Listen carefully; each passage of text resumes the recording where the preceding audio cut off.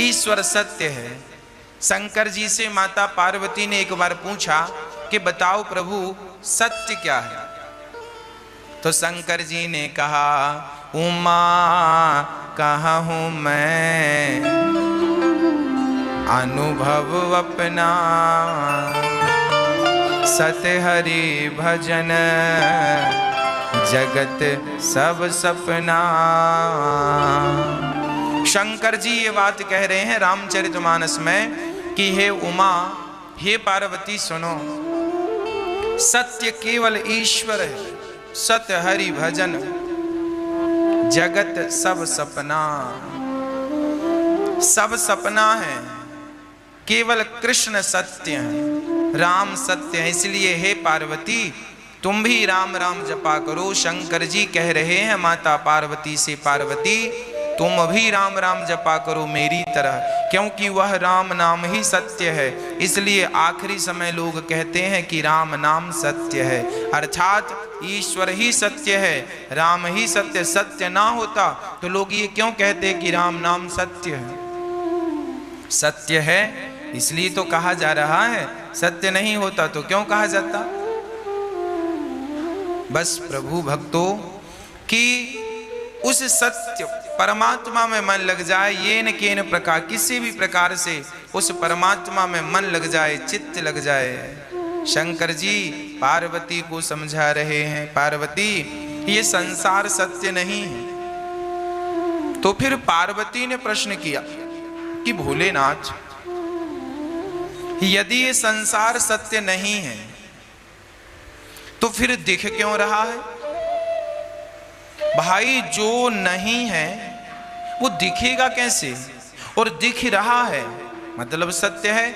आप कह रहे हैं कि संसार सत्य नहीं है, अर्थात संसार असत्य है, असार है, असारः खलु संसारो, संसार सत्य नहीं है। यदि संसार सत्य ना होता तो संसार दिखाई क्यों पड़ता? तब शंकर जी ने माता पार्वती के प्रश्न पर समझाया, देवी उचित प्रश्न किया है आपने। ये संसार सत्य नहीं है पर सत्य जैसा लगता है। बोले कैसे?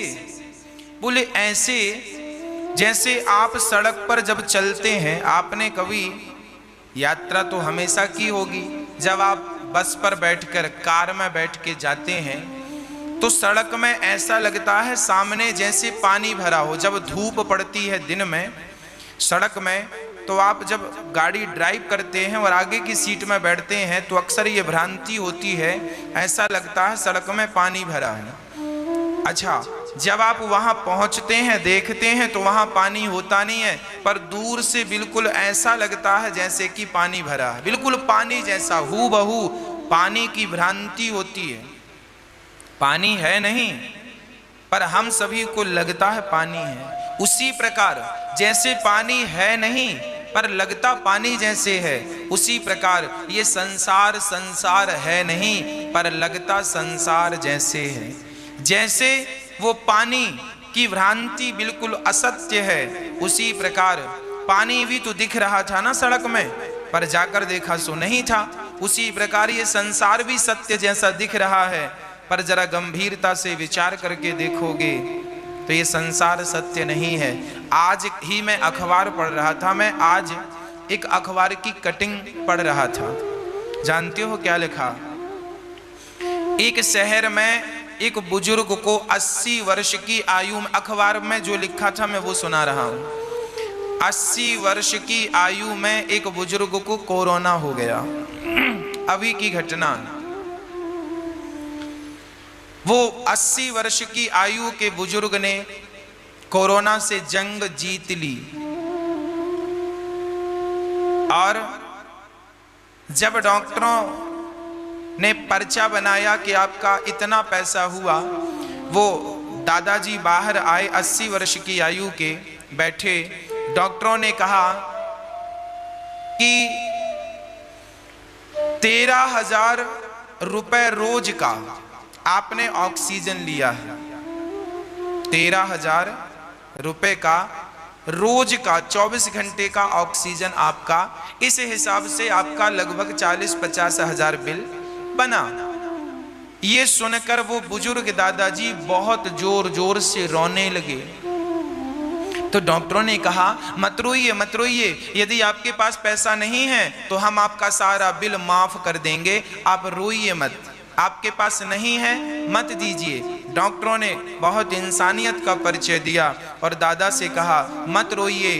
तब दादा ने, बुजुर्ग व्यक्ति ने कहा भैया मैं इसलिए नहीं रो रहा हूं कि बिल इतना आया, अरे मेरे पास तो भगवान ने बहुत पैसा दिया है, मैं पूरा पैसा देने की ताकत रखता हूं, पैसे के लिए नहीं रो रहा हूं। तो फिर आप पैसे के लिए नहीं रो रहे हैं तो फिर रो क्यों रहे हैं? आप तो कोरोना से जीत गए ना, आप तो स्वस्थ हो गए ना, अब रोने की क्या बात है?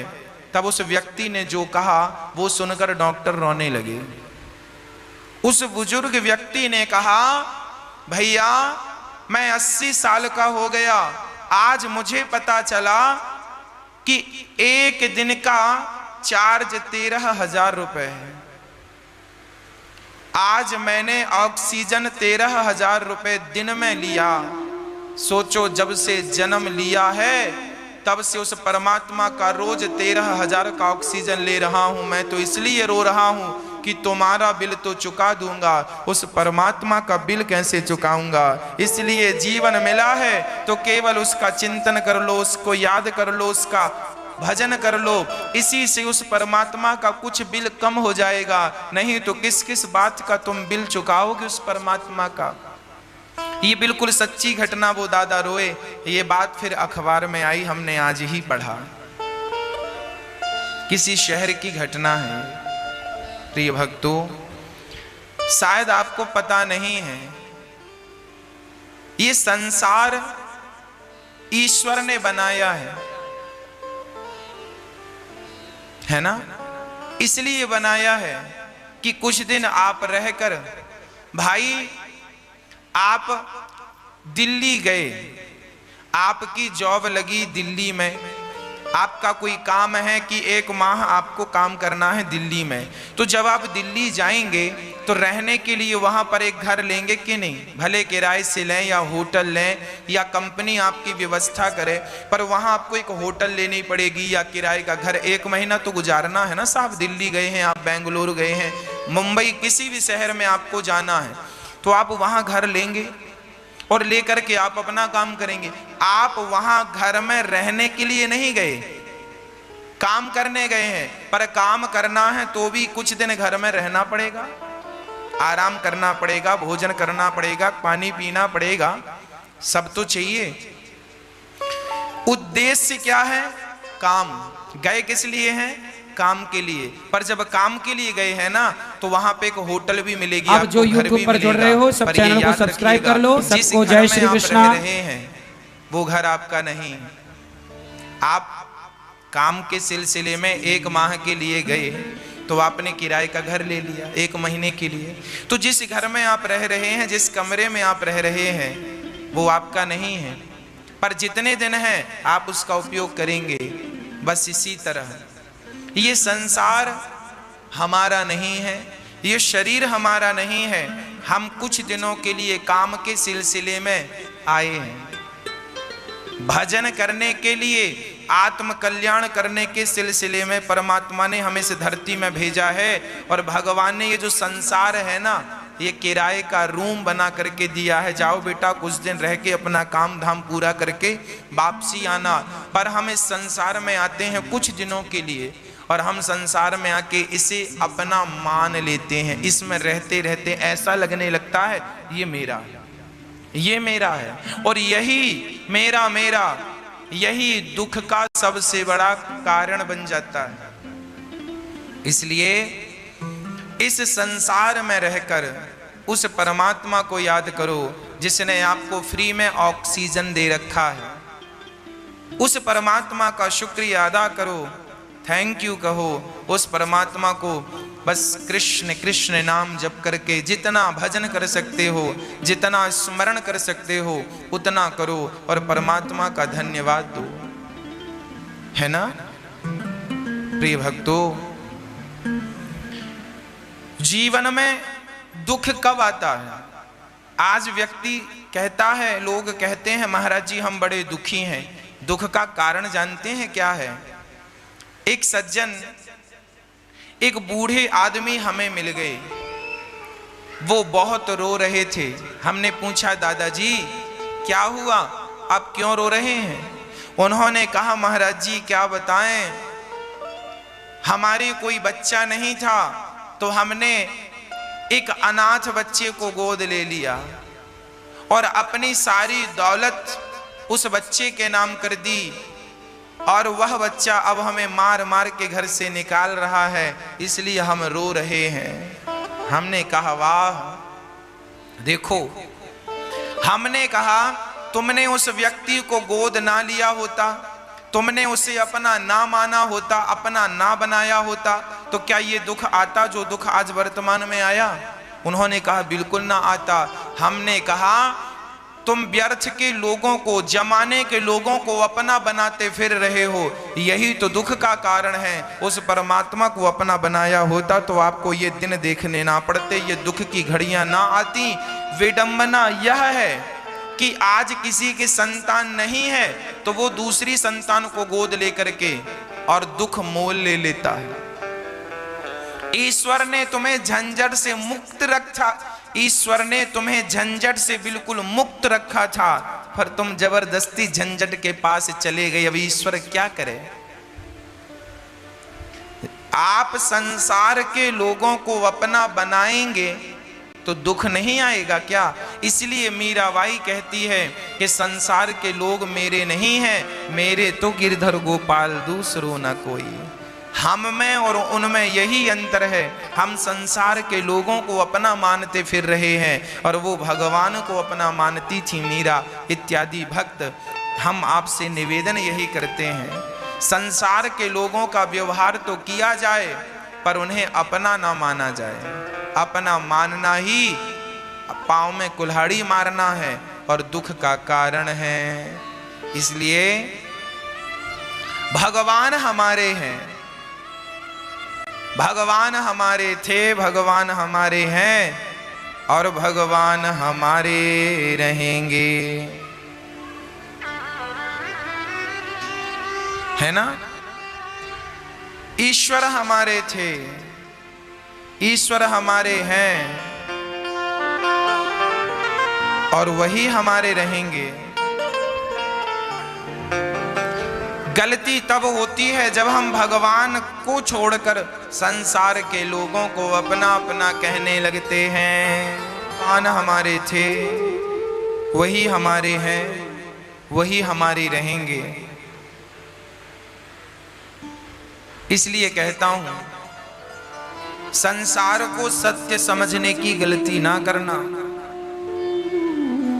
संसार मिथ्या ही है, केवल कृष्ण सत्य है। इसलिए उस सत्य स्वरूप परमात्मा की, सत्यम परम धीमहि, उस सत्य स्वरूप परमात्मा की शरण में हम सभी को चलना चाहिए।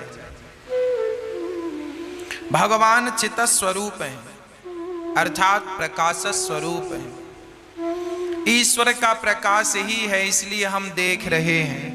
हमारे भीतर जो देखने की शक्ति है, उस शक्ति के रूप में परमात्मा ही तो बैठा है। वो शक्ति चली जाए तो आंखें तो होंगी पर दिखेगा कुछ नहीं, शक्ति नहीं है ना। किसी को पैरालाइसिस हो जाता है, हाथ नहीं हिलता, हाथ तो है पर हिलता नहीं है, मतलब उसके अंदर में जो शरीर को हिलाने डुलाने की शक्ति थी, वो शक्ति उस अंग की निकल कर चली गई। शक्ति गई तो हाथ तो है पर तुम्हारा है भैया, अब उठा लो, तुम अपने बल से उठा सको तो तुम अपना हाथ भी नहीं उठा सकते। इसलिए केवल भगवान में अपना समर्पण कर दो, इसी से हम जीव मात्र की भलाई है। किस बात का हम घमंड करें, किस बात का अहंकार करें? साहब, श्वास भी तो हमारे अधीन नहीं है ना? भगवान सबके भीतर प्रकाश के रूप में बैठे हैं। आप जो देख रहे हैं वो ईश्वर ही है। इसलिए सबको भगवान जानकर सेवा करने लग जाओ। यदि आप सबको भगवान जानकर सेवा करेंगे तो आपको भी, आपका भी कल्याण हो जाएगा। आप सबकी सेवा करो। एक किसान था,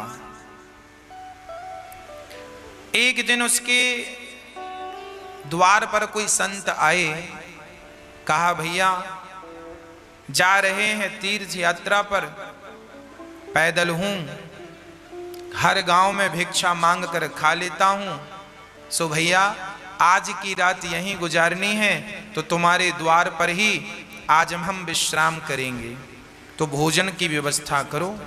किसान बड़ा धार्मिक था, उसने बढ़िया संत के लिए कच्चा दे दिया, आटा इत्यादि।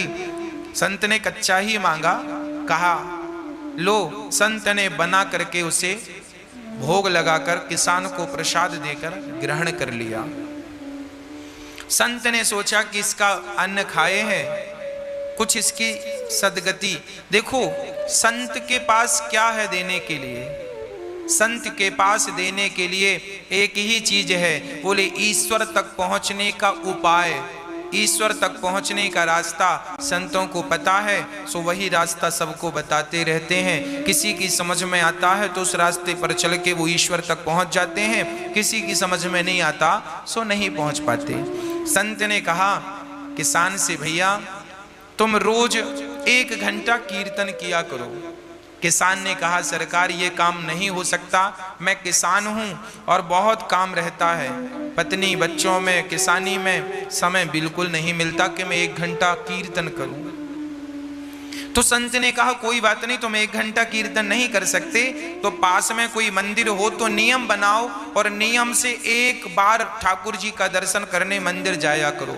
किसान बोला सरकार हम ये भी नहीं कर सकते, मंदिर थोड़ा 100-200 कदम पे दूर है, कई बार समय नहीं मिलता, भागना पड़ता है खेत की तरफ।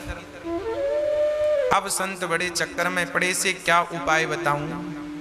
तो संत ने उसी से पूछा अच्छा ये बताओ तुम क्या कर सकते हो? जो भी करना नियम से करना, वो नियम तोड़ना मत। यदि तुम इस नियम से चलोगे तो तुम्हारी भी नैया पार हो जाएगी। तो किसान बोला मेरे बगल में घर के बाजू में एक कुम्हार रहता है, घड़ा बनाता है, आप कहो तो मैं उसका रोज दर्शन कर लिया करूंगा, ये नियम हो सकता?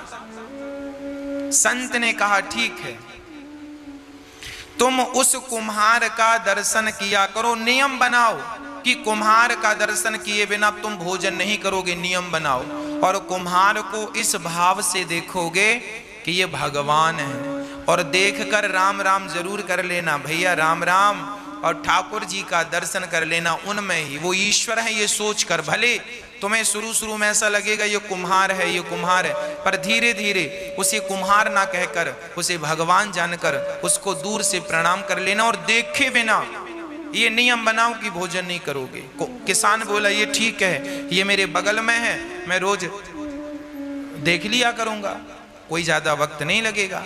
संत चले गए। अब वो किसान रोज कुम्हार को देखता और भोजन करता। पत्नी बोलती भोजन तैयार है, बोले अभी आता हूं देख कर। कुम्हार को जाकर देख लेता और भोजन करने बैठ जाता, फिर अपने काम करता। रोज का नियम था उसका। एक दिन उसने कुम्हार को देखा, सो कुम्हार नहीं था। तो कुम्हार की पत्नी से किसान ने कहा क्यों जी तुम्हारे पति कहाँ हैं, कुम्हार भाई कहाँ हैं? बोले वो तो आज मिट्टी खोदने गए हैं। अच्छा, किसान मिट्टी खोदने गया। पत्नी बोली किसान की आओ भोजन ठंडा हो रहा है, भोजन कर लो। किसान बोला वो कुम्हार से मैंने आज राम राम नहीं की, भोजन नहीं कर सकता, अभी आता हूं। तो कुम्हारिन से पूछा वो किस तरफ गया है? बोले फलाने खेत में मिट्टी खोदने गए हैं। तो वो किसान दौड़ा। अच्छा, कुम्हार मिट्टी खोद रहा था, तभी अचानक उसको खुदाई करते करते एक सोने का घड़ा मिला, उसमें ढेर सारे सोने के सिक्के भरे थे। अब कुम्हार को सोने का घड़ा मिल गया। अब उसने देखा कि हमें किसी ने देखा तो नहीं। तब तक दौड़ा दौड़ा किसान आ रहा था, और जैसे ही किसान आया तो कुम्हार को देख लिया, और कुम्हार को देखकर किसान वापस जाने लगा। राम राम भैया। कुम्हार को किसान भगवान के रूप में देखता था और राम राम रोज करता था, राम राम। वो किसान जाने लगा। अच्छा, कुम्हार को क्या लगा कि इसने देख लिया, तो कुम्हार ने आवाज लगाया, भैया रुको। तो किसान ने कहा, ना रुकने की जरूरत नहीं है, हमने तो देख लिया। किसान तो ये कह रहा था कि हमने तुम्हें देख लिया, पर कुम्हार को लगा इसने सोने का घड़ा देख लिया। तो फिर आवाज लगाई कुम्हार ने, सुनो देख लिया है सो किसी से कहना मत, आधा तुम रख लो आधा हम रख लेते हैं। तो किसान रुका, बोली किसकी बात कर रहा है। किसान गया और जाकर देखा तो दोनों देख के दंग रह गए। ढेर सारा धन उन्हें जमीन के भीतर गड़ा हुआ मिल गया। दोनों ने आपस में बांटकर उस धन से साधु संतों की सेवा स्टार्ट करी। और उस किसान ने पूरी बात बताई कि एक संत को मैंने केवल एक दिन का भोजन कराया, उस भोजन कराने का फल यह है कि उन्होंने मुझे नियम में बांध दिया, और आज उस नियम में बंधने के कारण विधाता ने मेरी सारी दरिद्रता दूर कर दी, मेरा धन धान्य से घर भर दिया। एक बार किसी भूखे व्यक्ति को भोजन कराने का ये फल है कि देर सवेर ईश्वर तुम्हें धनवान बनाएंगे बनाएंगे बनाएंगे। आप एक नियम बनाओ कि रोज भगवान का कीर्तन करेंगे, रोज भगवान का नाम जपेंगे। बिना नाम जपे, बिना कीर्तन किए, बिना ईश्वर का दर्शन किए भोजन ग्रहण नहीं करेंगे। ये नियम, जो व्यक्ति नियम से चलता है उसे भगवत प्राप्ति निश्चित होती है। इसलिए नियम जरूरी है जीवन में। संयम और नियम, संयमी बनो, भोग और विलास से मन को हटाओ और ईश्वर के प्रेम के नियम में बंध जाओ। यही है आनंद। जब व्यक्ति आनंद चाहता है तो भगवान की शरण में जाए तो सारा आनंद से उसका जीवन तन मन भर जाए। विश्वोत्पत्त्यादि है तवे, भगवान क्या करते हैं, विश्व की उत्पत्ति, पालन और संहार करते हैं। भगवान का काम है विश्व की उत्पत्ति, पालन और संहार, है ना। भगवान की शरण में जो है उनका बाल भी बांका नहीं होता। तापत्रय विनाशाय, दैहिक दैविक भौतिक तापा, राम राज्य काहू नहीं व्यापा। 3 प्रकार के दुख सबके जीवन में होते हैं। कोई तन दुखी, कोई मन दुखी, कोई धन बिन रहते उदास। थोड़े थोड़े सब दुखी, सुखी राम के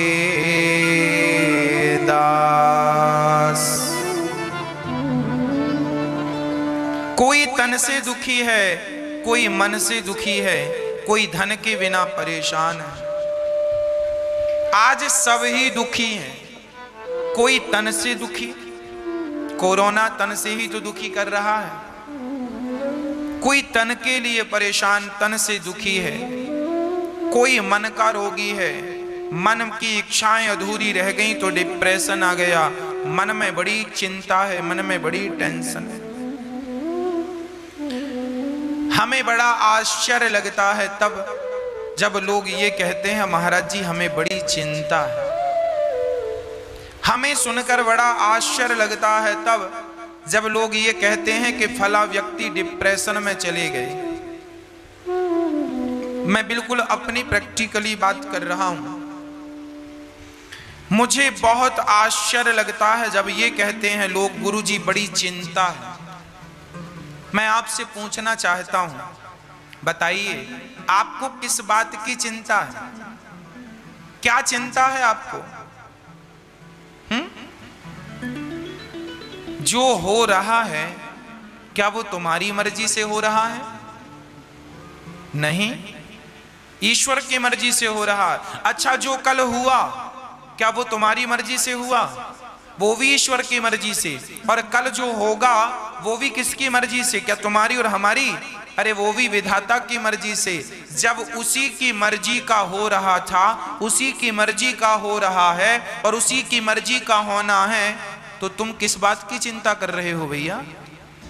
क्यों दुबले हो रहे हो चिंता कर करके? क्या चिंता है? जो होना है वो होके रहेगा। चिंता मत करो, परमात्मा का चिंतन करो, नेगेटिविटी मिटा दो। नेगेटिव जो सोच है आपकी, नकारात्मकता है, समाप्त कर दो। सदा पॉजिटिव रहा करो, सकारात्मक रहा करो। हम चिंता क्यों करें? क्या हमारे सोचने से, हमारे चिंता करने से क्या कोई समाधान निकलता है? यदि निकलता है तो हम चिंता करें। जो व्यक्ति चिंता कर रहा है, इसका अर्थ यही है कि उसे विधाता पर, भगवान पर भरोसा नहीं है।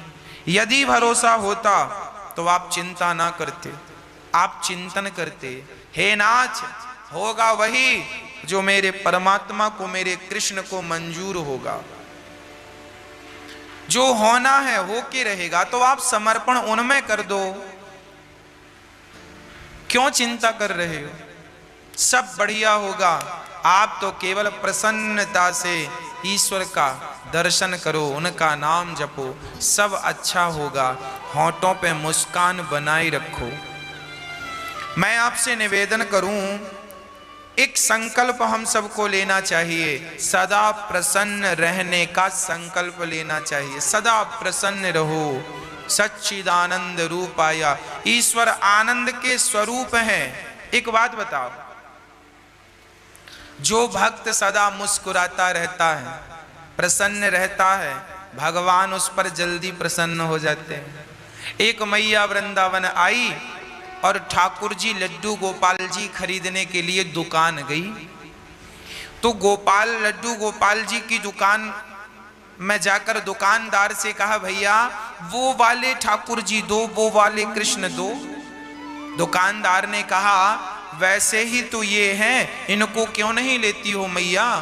तो मैया ने कहा, भैया वो वाले गोपाल जी की ना स्माइल ज्यादा है, वो ज्यादा मुस्कुरा रहे हैं, तो हमें वो अच्छे लग रहे हैं। आप भी मूर्तियां खरीदते हैं, आप भी जब गोपाल जी खरीदते हैं ना, तो एक बार उनकी मुस्कान पे जरूर नजर डालते हैं। जिन ठाकुर जी की मुस्कान ज्यादा होगी, आप उन्हें ही पसंद करते हैं। जब भक्त को भगवान मुस्कुराता हुआ अच्छा लगता है, तो भगवान भी कहते हैं कि मुझे भी मुस्कुराता हुआ भक्त बहुत अच्छा लगता है। जो सदा मुस्कुराता है वो ईश्वर की हर हाल में पूजा ही करता है। इसलिए डिप्रेशन, चिंता छोड़कर ईश्वर के भरोसे रहकर सदा मुस्कुराइए, सदा प्रसन्न रहिए, सदा आनंद में रहिए।